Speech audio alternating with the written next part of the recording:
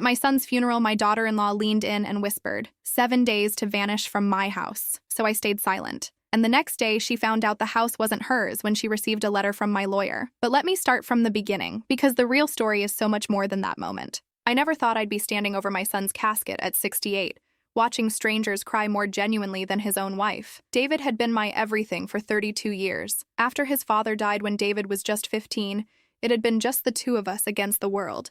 I worked double shifts at the diner, took night classes to become a bookkeeper, sacrificed vacations and new clothes, all so he could have the life I never had. The funeral home smelled like cheap lilies and disinfectant. I stood there in my black dress, the same one I'd worn to my husband's funeral 13 years ago, watching people I barely recognized file past David's casket. His colleagues from the engineering firm, neighbors who never bothered to speak to us before, distant relatives who suddenly appeared when death made the headlines. Before we continue, comment where you're watching from and subscribe to the channel. We'd love to see how far our stories are reaching, but it was Melissa who made my blood run cold. She stood at the front of the room like a grieving widow from a movie, dabbing her eyes with tissues that never seemed to get wet. Her black dress probably cost more than I spent on groceries in 3 months. The pearl necklace David had bought her for their 5th anniversary caught the funeral home's harsh fluorescent light as she accepted condolences with practiced grace. "Thank you so much for coming," she'd say, her voice breaking at just the right moments. David would have been so touched. I wanted to scream. David would have been horrified by this circus. My son was quiet, thoughtful, the kind of man who preferred small gatherings and genuine conversations. This wasn't honoring his memory. It was Melissa's performance. I'd been watching her perform for 8 years now. When David first brought her home, I tried so hard to like her. She was beautiful, certainly, with her blonde hair always perfectly styled and her clothes that never seemed to wrinkle. She had this way of smiling that made you feel like you were the most important person in the room, at least until someone more interesting walked by. "Mom, isn't she wonderful?" David had asked after that first dinner, his eyes shining with the kind of love that makes you blind to red flags. I'd nodded and smiled because what else could I do? My son was happy, or at least he seemed happy. But even then, something felt wrong, the way she'd looked around our modest home, her smile faltering for just a moment when she saw the worn furniture and faded wallpaper, the way she'd pushed food around her plate without really eating, as if our simple pot roast wasn't good enough for her refined palate. But David was glowing, so I kept my doubts to myself. That was my first mistake. The second was believing her when she said she wanted us to be a family. "Mrs. Morrison," she'd said, taking my hands in hers after David proposed, "I hope you know how much I want you in our lives. David talks about you constantly. You raised such an amazing man." I'd felt tears spring to my eyes. After years of it being just David and me, the thought of having a daughter, of expanding our little family, felt like a gift I didn't deserve. How naive I was. The changes started small. First, it was Sunday dinners. "We're just so busy with wedding planning," Melissa would say when I called to confirm our usual get-together. "Maybe next week?" Next week became next month, then eventually never. Then it was the phone calls. David used to call me every other day just to chat about work or ask for my advice on something. Those calls became shorter, less frequent. When I asked him about it, he'd look uncomfortable and say something about Melissa needing more of his attention as they adjusted to married life. "You understand, don't you, Mom?" he'd ask, and I'd nod because what else could I do? After they married, things got worse. The house that David and I had bought together when he graduated college, the house where I'd helped with the down payment using every penny of my late husband's life insurance, suddenly became their house. Melissa had opinions about everything, from the color of the kitchen walls to the furniture in the living room. "This couch is so outdated," she'd say, wrinkling her nose at the sofa where David and I had spent countless evenings watching movies. "We really need to modernize this place." Within 6 months, everything I'd chosen, everything that held memories of David's childhood and our life together, was gone. Replaced with expensive furniture that looked beautiful but felt cold. The house began to feel like a museum instead of a home. But the worst part was watching David change. My son had always been thoughtful, always considerate of my feelings. But gradually he stopped asking my opinion about things. He stopped sharing his problems with me. When I'd try to talk to him about work, or his dreams, or anything meaningful, Melissa would somehow appear and steer the conversation elsewhere. "David's been working so hard," she'd say, placing a possessive hand on his arm. "He doesn't need to think about stressful things when he's trying to relax." As if talking to his mother was stressful. I started to feel like a stranger in my own son's life. Family gatherings became awkward affairs where I felt like an unwelcome guest. Melissa would monopolize conversations, talking about her job at the marketing firm, their vacation plans, their future plans that somehow never included me. But I told myself it was normal. Young couples needed space to build their own lives. I was being sensitive, maybe even jealous of having to share my son's attention. I should have trusted my instincts. The final blow came when they decided I should move out of the house. "It's not that we don't want you here," David had said, avoiding my eyes as Melissa sat beside him on their expensive new couch.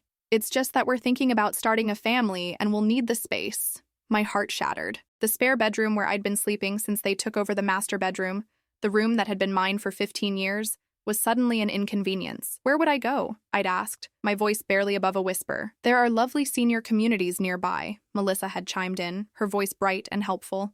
"Places where you could make friends your own age, have activities designed for people in your stage of life." Your stage of life, as if I was already dead. But David nodded along, and I realized my son, my baby boy who I'd raised alone, who I'd sacrificed everything for, was choosing her over me. So I moved out, found a small apartment across town, told everyone it was my choice, that I wanted my independence. I smiled and pretended it was what I wanted while my heart broke a little more each day. That was 3 years ago. Now, standing at his funeral, watching Melissa play the perfect widow, all those years of hurt and resentment crystallized into something harder, colder. As the service ended and people began to file out, Melissa approached me.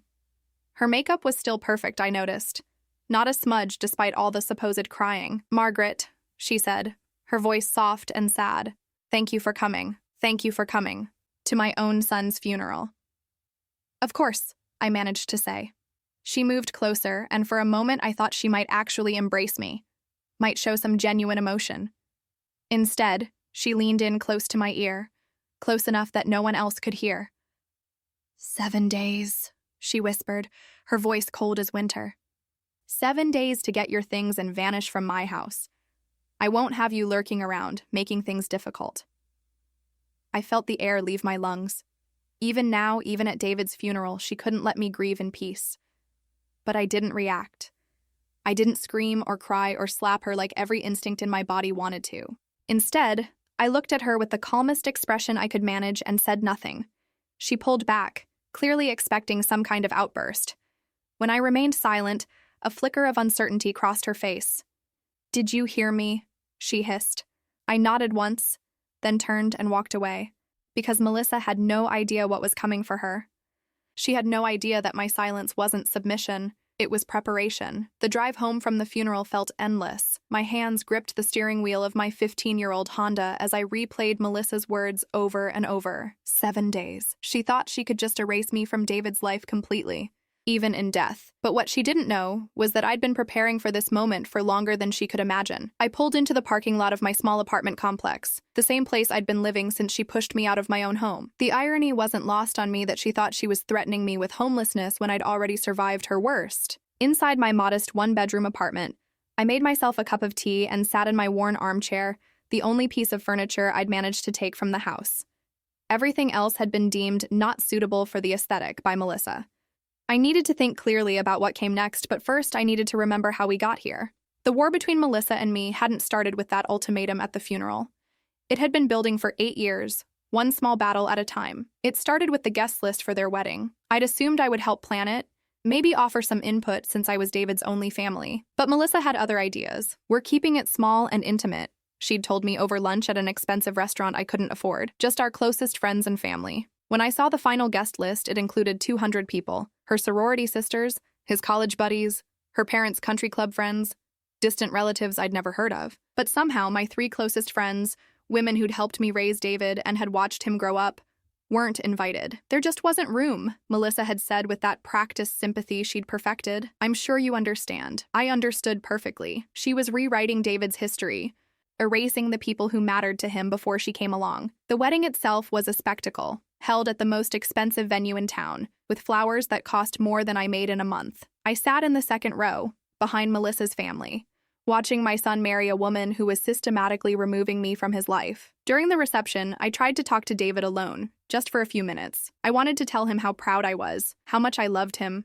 how I hoped he'd be happy. But every time I approached, Melissa appeared like a sentinel. "David, honey, your new boss wants to meet you." Or, "Sweetheart, my cousin is asking about our honeymoon plans." I spent most of the evening sitting alone at a table with people I didn't know, watching my son dance with his new wife while she whispered things in his ear that made him laugh. I wondered if she was already poisoning him against me. After the honeymoon, they moved into the house, my house, the house where I'd raised David, where every corner held memories of our life together. Melissa immediately began making changes. "This wallpaper is so dated," she'd say, standing in the kitchen where I'd made thousands of meals for David. "And these cabinets, they're practically falling apart." The wallpaper had been there for 20 years. David and I had picked it out together when he was 12. Small blue flowers that he said reminded him of his grandmother's garden. The cabinets were solid wood, built to last, but they weren't trendy enough for Melissa's taste. Within 3 months, she'd gutted the entire kitchen, ripped out the wallpaper, replaced the cabinets, installed granite countertops and stainless steel appliances. It looked like something from a magazine, but it didn't look like home anymore. I tried to be supportive. I really did. When she asked my opinion about paint colors, I gave it. When she wanted to rearrange the living room, I helped move furniture. I told myself that it was her home now too, that she had a right to make changes. But it wasn't just about the house. It was about David. My son had always been close to me. We talked about everything: his work, his dreams, his fears. He'd call me when he had a bad day, ask my advice about problems, share his successes. We had rituals, like Sunday morning pancakes and Friday night movies. All of that stopped after Melissa moved in. The phone calls became shorter and less frequent. When I'd call him, she'd often answer and say he was busy or tired or stressed. The Sunday breakfasts became too much work for Melissa, who didn't cook. The movie nights were replaced with dinner parties for her friends or weekend trips to places she wanted to visit. I started to feel like I was losing my son piece by piece. The worst part was that David didn't seem to notice. Or maybe he did notice but chose to ignore it. When I tried to bring up my concerns, he'd get defensive. "Mom, you're being paranoid," he'd say. "Melissa loves you. She's just trying to build a life with me." But I could see what was happening. Melissa was isolating him from everyone who'd been important to him before she came along. His best friend from college stopped coming around because Melissa found him immature. His coworkers weren't invited to dinner parties because they weren't the right crowd. Even his favorite uncle, my brother Tom, was gradually phased out of family gatherings. It was subtle, but systematic. Melissa had a gift for making her manipulation seem reasonable, even caring. "I just think David needs to focus on his career right now," she'd say, when I questioned why he'd stopped playing in his weekend softball league. "He doesn't need distractions." "I worry that he's spreading himself too thin," she'd explain when I asked why he'd stopped volunteering at the community center where he'd been teaching kids about computers. Everything that made David happy, everything that connected him to his life before her, gradually disappeared. But the moment I knew I'd truly lost my son was when they decided I needed to move out. I was making dinner one evening, using the kitchen I was no longer allowed to redecorate, when Melissa came home from work looking particularly pleased with herself. "Margaret," she said, setting down her designer purse on the counter I wasn't supposed to touch. "David and I need to talk to you about something important." My stomach dropped. I'd been dreading this conversation for months. When David came home an hour later, they sat me down in the living room like I was a child about to be scolded. "Mom," David started, looking uncomfortable. "Melissa and I have been talking about our future plans." I waited, my heart pounding. "We want to start a family," Melissa said, reaching over to take David's hand. "And we're going to need more space." I looked around the living room, the same room where David had taken his first steps, where we'd opened Christmas presents every year, where I'd helped him with homework at the coffee table. "There are the spare bedrooms upstairs," I said quietly. "Well, that's the thing," Melissa continued, her voice patient but firm. "We're planning to convert one into a nursery and the other into David's home office. He's been working such long hours, and having a dedicated workspace here would be so much better for his career." I felt something inside me crumble. Not only was I being pushed out, but my presence was being framed as an obstacle to David's success. "Where would I go?" I asked. "There are some lovely senior living communities nearby," Melissa said brightly. "Places where you could have your own space, but also have activities and people your own age to socialize with. Senior living communities." At 65, when I was still healthy and independent, she was talking about me like I was ready for a nursing home. I looked at David, hoping he would defend me, say that I was family and would always have a place in his home. Instead, he nodded along with his wife's plan. "It might be good for you, Mom," he said. "You could make new friends, have more independence." Independence. That's what they called it when they threw you away. But I didn't fight them. I didn't cry or beg or make a scene. I simply nodded and said I'd start looking for a place. Because even then, even as my heart was breaking, I was already planning ahead. I moved out 6 weeks later, into this small apartment that felt like exile. David helped me pack, and for a moment, as we loaded boxes into his truck, I thought I saw regret in his eyes. "Mom," he started to say, then stopped. "What is it, sweetheart?" He looked like he wanted to tell me something important, but then Melissa appeared. "How's it going, guys?" she asked cheerfully. "David, don't forget we have dinner reservations at 7. The moment was lost. David finished loading the boxes without another word. That was 3 years ago. 3 years of seeing my son only on holidays and special occasions, always with Melissa hovering nearby, controlling every conversation, every moment. 3 years of watching her spend David's money on expensive clothes and jewelry while claiming they needed to be careful about finances whenever he mentioned wanting to help me with something. 3 years of phone calls that lasted 5 minutes before David had to go because Melissa needed something. 3 years of knowing that the woman who'd stolen my son was just waiting for me to die so she could erase me from his life completely. But what Melissa never understood was that mothers don't give up on their children. And some of us are much smarter than we appear. I woke up the morning after the funeral feeling strangely calm. Melissa expected me to be panicking about her 7-day ultimatum, probably imagined me crying into my coffee and desperately calling relatives for help. Instead, I made myself toast, read the newspaper, and waited. The phone rang at exactly 9:30. "Mrs. Morrison, this is James Patterson from Patterson, Wesley & Associates. I'm calling about your son David's estate." I'd been expecting this call, but hearing David's name in past tense still made my chest tighten. "Yes, Mr. Patterson, thank you for calling. I wonder if you could come in today. There are some urgent matters we need to discuss regarding your son's will." "Of course. What time would work?" "Would 11 o'clock be convenient?" "And Mrs. Morrison, I should mention that David left very specific instructions about the handling of his estate. There are some surprises that need immediate attention." After I hung up, I sat staring at the phone. David had made a will. He'd never mentioned it to me, but then again, there were a lot of things he'd stopped sharing in recent years. I arrived at the law office 10 minutes early, my hands shaking slightly as I signed in at the reception desk. Mr. Patterson was a man in his 50s with kind eyes and a gentle voice, the sort of person you'd trust with your deepest secrets. "Mrs. Morrison, please have a seat," he said, gesturing to a leather chair across from his desk. "I want to express my condolences on your loss. David was a good man. You knew him?" "We met several times over the past few months. He was very thorough in his planning, very concerned about protecting the people he loved." My heart skipped. "Several times?" Mr. Patterson opened a thick file folder. "David first came to see me in January. He said he needed to update his estate planning because his circumstances had changed significantly." January. That was only 4 months ago. Only, what had changed in David's life in January? "He was very specific about his wishes," the lawyer continued, "and very concerned about ensuring that his assets were protected and distributed according to his true intentions, not what others might assume or expect." He pulled out a document and handed it to me. "This is David's will, executed just 6 weeks ago." 6 weeks ago. David had updated his will 6 weeks before he died, and he'd never said a word to me about it. I took the document with trembling hands and began to read. The legal language was confusing at first, but as I worked through it, certain phrases began to stand out. "To my beloved mother, Margaret Morrison, who sacrificed everything to raise me, and who has always been my greatest source of strength and love." My eyes filled with tears. David had written that about me, even after all these years of distance between us.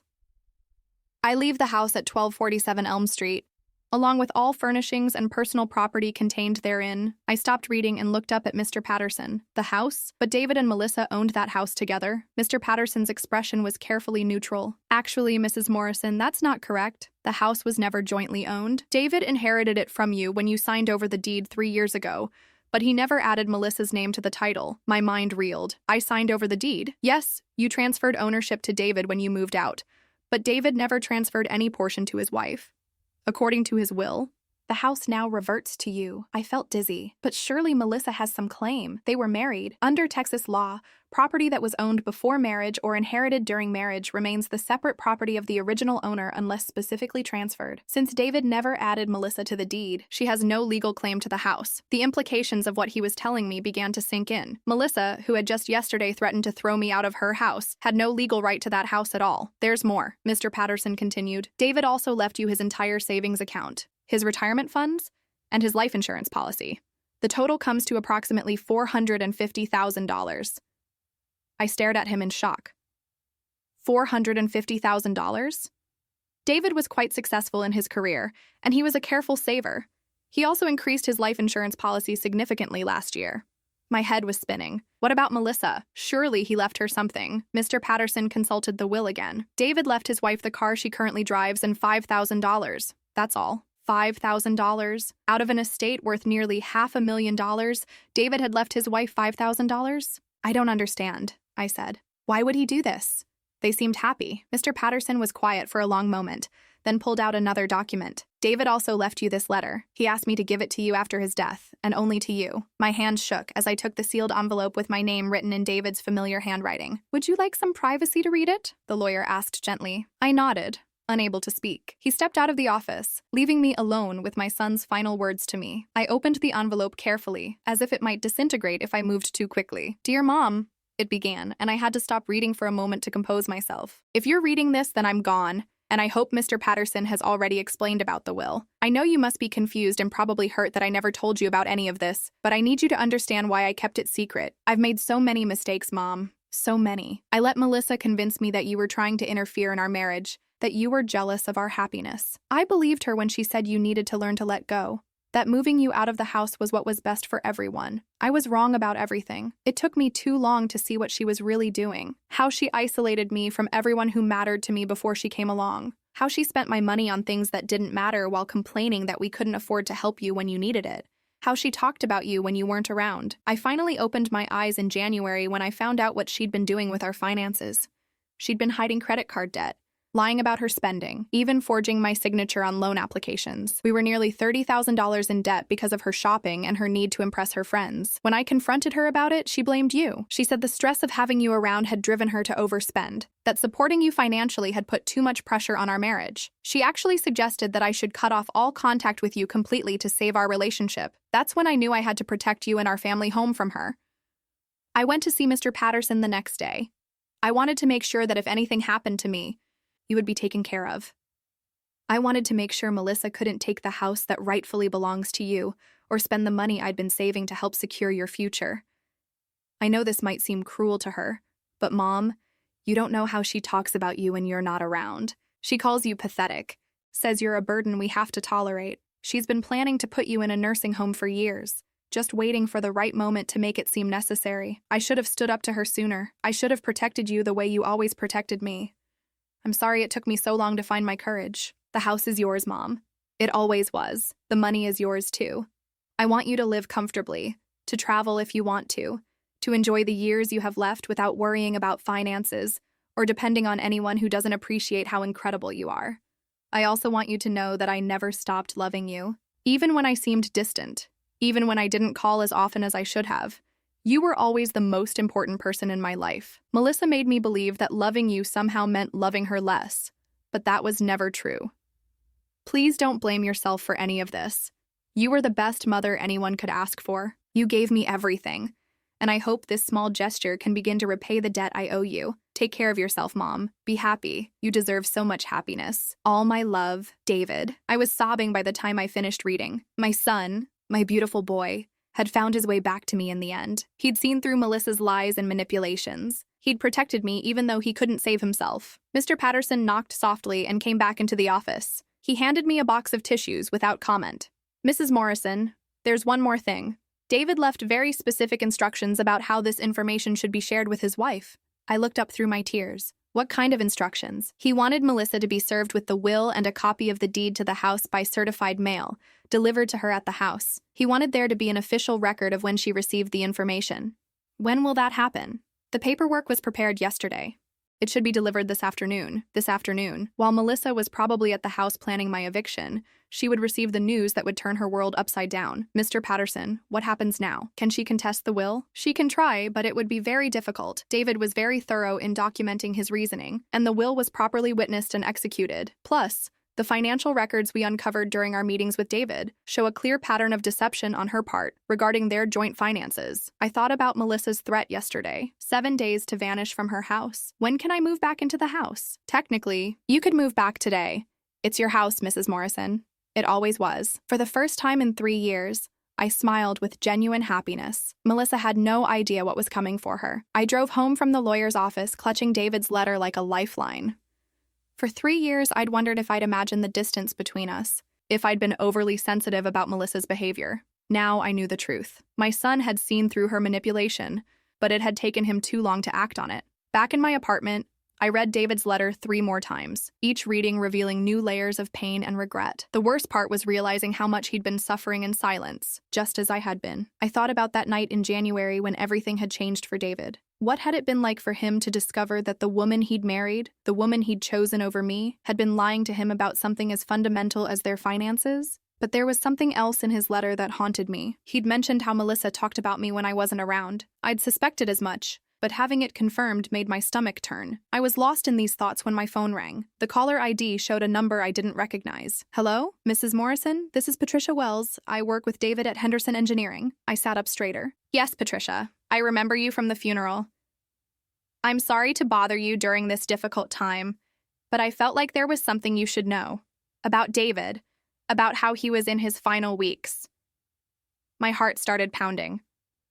What do you mean? Could we meet somewhere private? This isn't something I feel comfortable discussing over the phone. An hour later, I sat across from Patricia in a quiet coffee shop downtown. She was a woman about my age, with graying hair and kind eyes behind wire-rimmed glasses. I remembered her from company parties in the early days of David's marriage, before Melissa had stopped attending what she called boring work functions. Mrs. Morrison, Patricia began, stirring her coffee nervously. I've worked with David for 8 years. I considered him not just a colleague, but a friend. He spoke of you often, I said, though it had been years since David had mentioned anyone from work to me. That's what I wanted to talk to you about. David changed over the past few years. He became more withdrawn, less social. But in January, something shifted dramatically. January again. The same month David had mentioned in his letter. He seemed angry, Patricia continued. Not his usual quiet frustration when a project wasn't going well, but deep, personal anger. He started working late every night, staying at the office until 9 or 10 o'clock. Did he say why? Not at first, but about 3 weeks later he asked me to have lunch with him. He said he needed advice from someone he trusted. Patricia took a sip of her coffee, clearly gathering courage to continue. He told me he'd discovered that Melissa had been lying to him about money, not just overspending, but actively hiding debt and forging his signature on loan applications. He said when he confronted her about it, she tried to blame you. My chest tightened. Blame me how? She told him that the stress of supporting you financially had driven her to make poor decisions, that having you around was a constant reminder of his obligations to his past, and it was preventing them from building their future together. I felt sick. Even in her lies, Melissa had found a way to make me the villain. David was furious, Patricia continued. He said he realized that everything Melissa had told him about you over the years was probably a lie. He started questioning all the times she'd said you were being demanding or manipulative when you called or asked for his help. What did you tell him? I told him what I'd observed at company events over the years.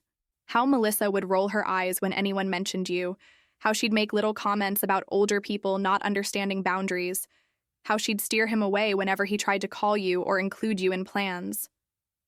My hands clenched around my coffee cup. I had no idea anyone noticed. David was devastated.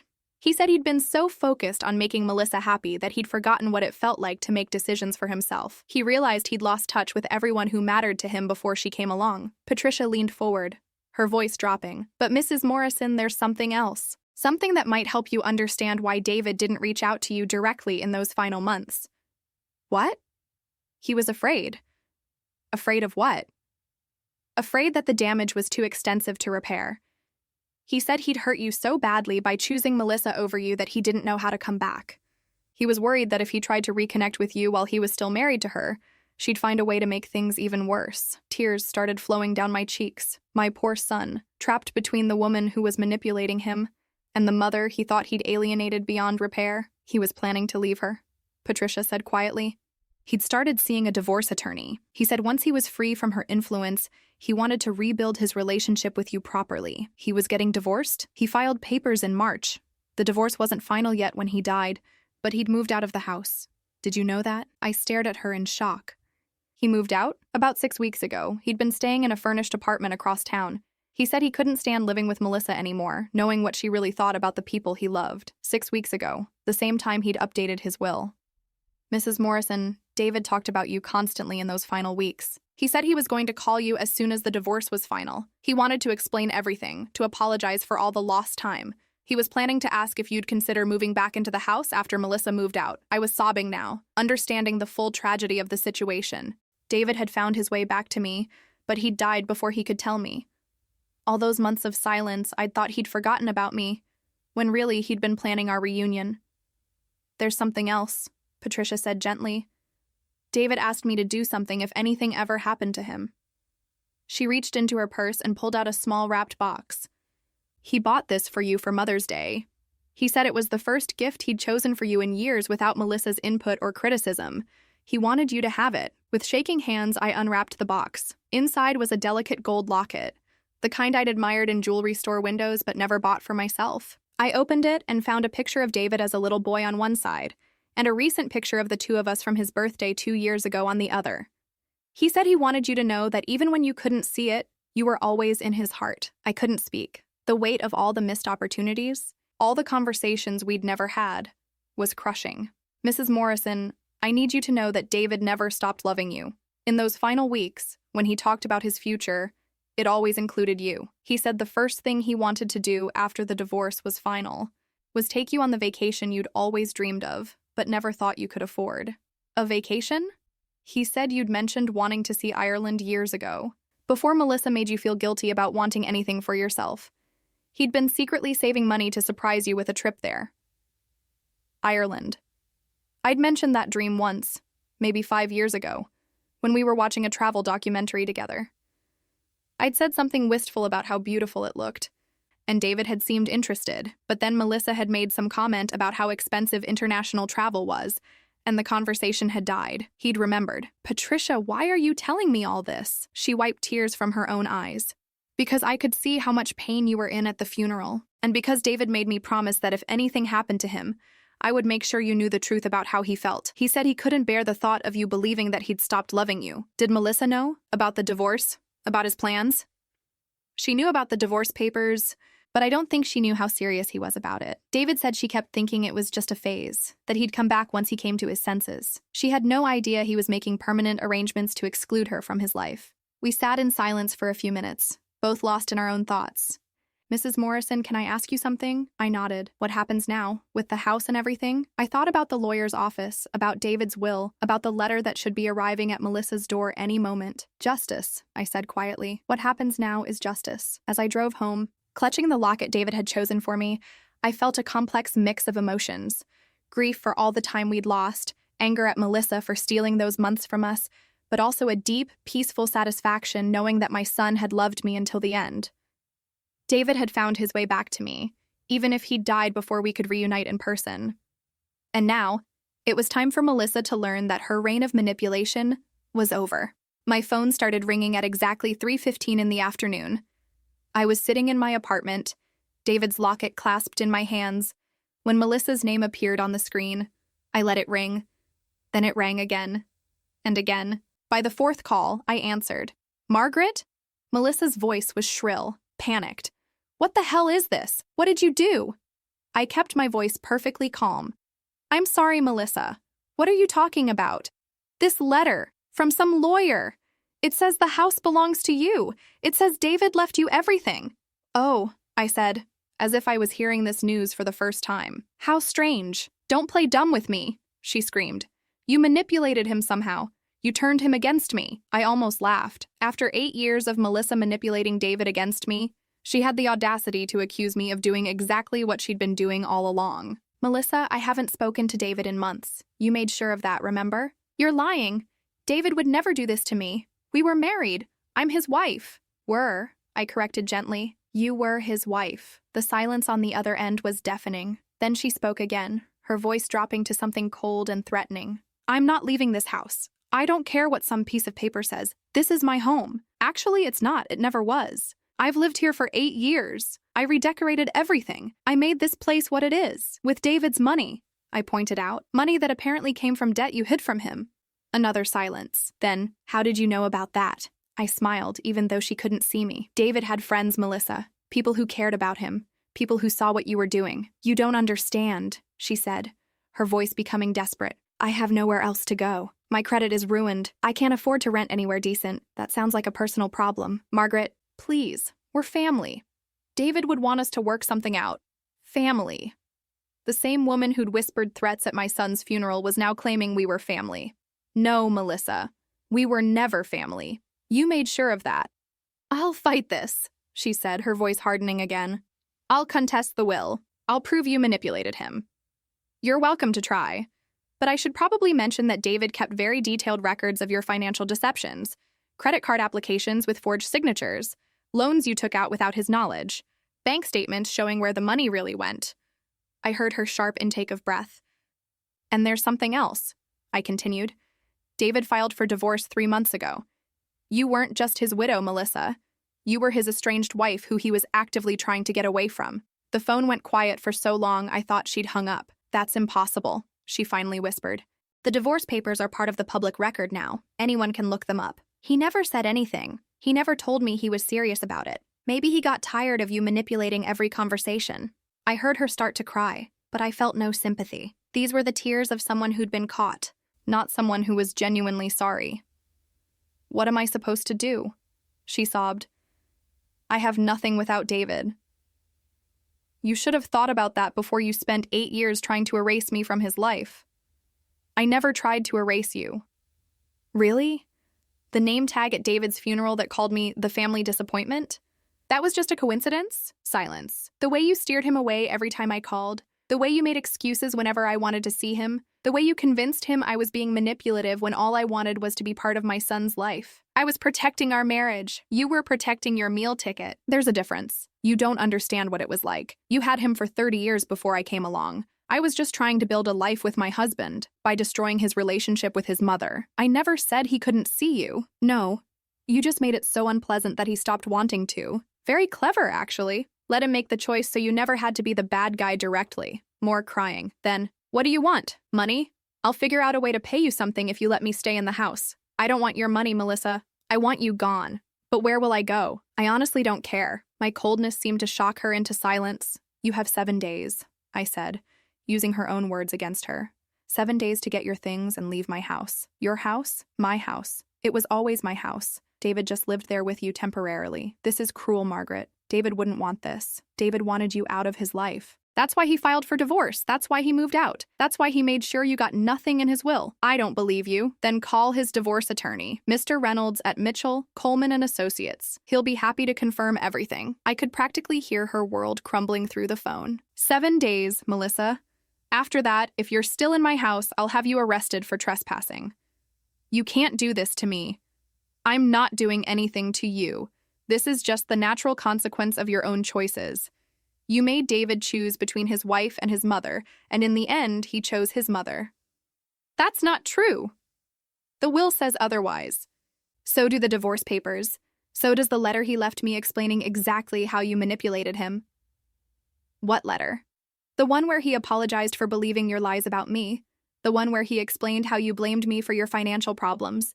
The one where he said he finally understood what kind of person you really are. The sobbing started again, harder this time. Please, Margaret, I'm begging you. Let me stay until I can figure something out. A month, maybe 2. No, I'll pay rent. With what money? The $5,000 David left you? Even through her tears, I heard her gasp. She'd obviously been hoping for much more. 5,000?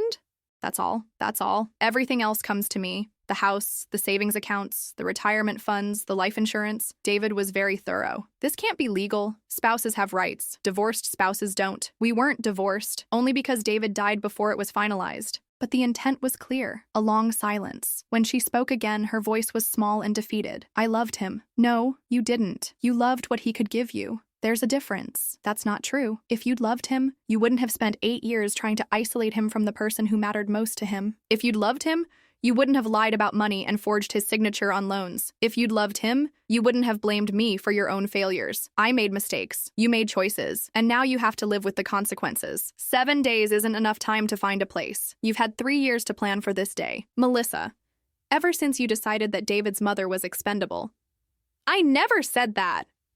You didn't have to. Your actions said it loud enough. The phone went quiet again. When she spoke, there was something different in her voice, something harder. You think you've won, don't you? This isn't about winning.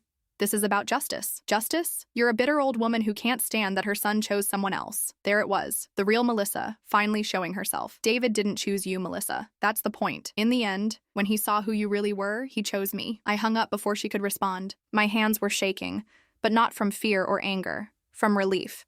For the first time in 8 years, I'd been able to speak my truth to Melissa without David there to be hurt by the conflict. She would be gone in 7 days. The house would be mine again. And I could finally grieve my son properly, without her presence poisoning every memory. The phone rang again immediately. I turned it off. Melissa's reign of terror was over. 7 days later, I stood in front of my house with the key in my hand. My house. The words still felt surreal, but they were true. Through the window, I could see that Melissa's car was gone. The moving truck had left yesterday afternoon, and according to my neighbor, Mrs. Chen, Melissa had driven away an hour ago without looking back. I turned the key in the lock and stepped inside. The silence was profound. For 3 years, this house had felt like foreign territory, somewhere I was barely tolerated. Now it felt like coming home after a long, painful journey. I walked through each room slowly, taking inventory of what remained. Melissa had taken her expensive furniture, her artwork, her decorative objects. What she'd left behind was everything that had real meaning, everything she'd never understood the value of. In the kitchen, I found the old wooden cutting board where I'd taught David to make sandwiches when he was 10. In the living room, the built-in bookshelf still held the photo albums I'd compiled of David's childhood. Upstairs in what had been my bedroom, she'd left the old oak dresser that had belonged to my mother. It was as if Melissa had inadvertently given me back everything that mattered. I made myself a cup of tea in my own kitchen and sat at the table where David and I had shared so many meals. The morning light streamed through windows that I could now open without asking permission. The silence wasn't empty anymore. It was peaceful. My phone rang. I'd turned it back on this morning, and I was surprised to see Patricia's name on the screen. Mrs. Morrison? I hope I'm not bothering you. Not at all, Patricia. What can I do for you? I wanted to check on you, and I have something else that belonged to David. Something I thought you should have. An hour later, Patricia sat across from me in my living room, holding a manila envelope. David gave me this about a month before he died, she said. He said if anything happened to him, I should make sure you got it after everything was settled with the will. Inside the envelope was a savings account passbook. My name was on the account, and the balance made me gasp. $75,000? David opened it when he moved out of the house. He said it was your travel fund. He wanted you to see the world, starting with Ireland. Ireland. The trip I'd dreamed about but never thought I could afford. There's something else, Patricia said, pulling out a travel brochure. He'd already started planning the itinerary. 2 weeks in Ireland, staying in bed and breakfasts, visiting all the places you'd mentioned wanting to see. I looked at the brochure through tears, even planning his escape from Melissa. David had been thinking about making my dreams come true. He was going to surprise you with it after the divorce was final, Patricia said. He was so excited about finally being able to give you something beautiful without her criticizing the expense or making him feel guilty about it. I couldn't speak. My son had spent his final weeks planning our future together, and now I would have to take that trip alone. But I would take it, because David had wanted me to have it. There's one more thing, Patricia said gently. David's work friends. We want to honor his memory properly. Melissa never let us have a real memorial service. Would you consider letting us organize something? Here at the house, maybe? The idea of celebrating David's life in the home where he'd grown up, surrounded by people who'd actually known and cared about him, felt perfect. I'd love that, I said. 3 weeks later, my house was full of laughter and stories about David. His coworkers, his old friends from college, neighbors who'd watched him grow up, all the people Melissa had gradually pushed out of his life. They brought photos I'd never seen, shared memories I'd never heard, painted a picture of the man my son had been when he was free to be himself. David talked about you all the time at work, one of his colleagues told me.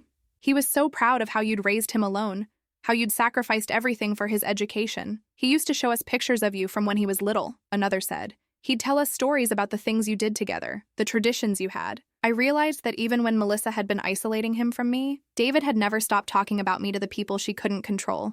He'd kept my memory alive in every space where she wasn't present. As the evening wound down, I found myself in the backyard with a small group of David's closest friends from work. They were sharing stories about his recent months, how he'd been looking forward to rebuilding his relationship with me. He was like a different person after he moved out, one of them said. Lighter, happier. He said he felt like he could breathe again. He was planning to call you on Mother's Day, another added.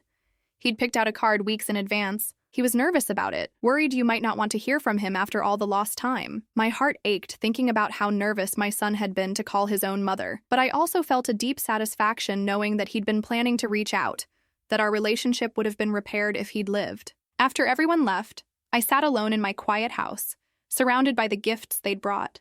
The flowers, the cards filled with memories of David. For the first time since his death, I felt like I'd been able to properly honor his memory. The next morning, I called the travel agent David had consulted about the Ireland trip. 2 months later, I was standing on the cliffs of Moher, watching the Atlantic Ocean stretch to the horizon, carrying David's ashes in a small urn. "We made it, sweetheart," I whispered to the wind. "We finally made it." I scattered some of his ashes there, in the place he'd wanted to take me, and I felt his presence in the wild beauty of the landscape. The rest of his ashes I brought home, to the garden behind our house where he'd played as a child. I was 68 years old, starting over completely, but I wasn't afraid. David had given me the means to live independently, to pursue my dreams, to create a life filled with people who actually valued me. His final gift wasn't just money or property. It was freedom. I sold Melissa's expensive furniture and used the money to redecorate with pieces that felt like home. I planted a garden in the backyard, joined a book club at the library, started volunteering at the community center where David had once taught computer skills to kids. 6 months after reclaiming my house, I received an unexpected visitor. Through the window, I saw a familiar figure on my doorstep, but it took me a moment to recognize her. Melissa looked thinner, older, defeated. Her designer clothes were gone, replaced with department store basics. Her perfect hair was showing gray roots. I almost didn't answer the door, but curiosity got the better of me. "Hello, Melissa." "Margaret." Her voice was quiet, subdued. "Can I come in?" "I don't think that's a good idea." "Please, I just need 5 minutes." Against my better judgment, I let her into the living room but didn't offer her a seat. "The house looks nice," she said, glancing around at the changes I'd made. "It looks like home again." I wanted to apologize. I waited, but she seemed to struggle with the words. "I know I did terrible things. I know I hurt you and David. I lost everything because of my own choices, and I know that's my fault." "Yes, it is. I'm not asking for forgiveness. I know I don't deserve it. I just wanted you to know that I understand now what I destroyed." I studied her face, looking for signs of manipulation, but all I saw was genuine regret. "What do you want, Melissa?" "Nothing. I wanted to tell you that David was lucky to have you as his mother. I spent so many years being jealous of your relationship with him that I convinced myself you were the problem. But you weren't." I was. It was probably the most honest thing she'd ever said to me. "Where are you living now?" "A studio apartment across town. I'm working at a dental office answering phones. It's not much, but it's honest work." I nodded. "Good." She turned to go, then paused. "Margaret, be happy. David would want you to be happy." After she left, I sat in my comfortable chair, thinking about forgiveness and second chances. I might never forgive Melissa for the years she stole from David and me, but I could let go of the anger. It was too heavy to carry anymore. That evening, I opened the travel brochures I'd been collecting. Scotland, Italy, the Greek islands. David had left me enough money to see the world, and I intended to use it. At 68, I was finally free to live the life I'd always wanted. Free from toxic relationships. Free from the need to prove my worth to people who would never appreciate it. Free to choose my own happiness. David's greatest gift wasn't the inheritance. It was showing me that I deserved better than settling for scraps of love from people who saw me as disposable. I was nobody's disappointment anymore. I was exactly who I was meant to be.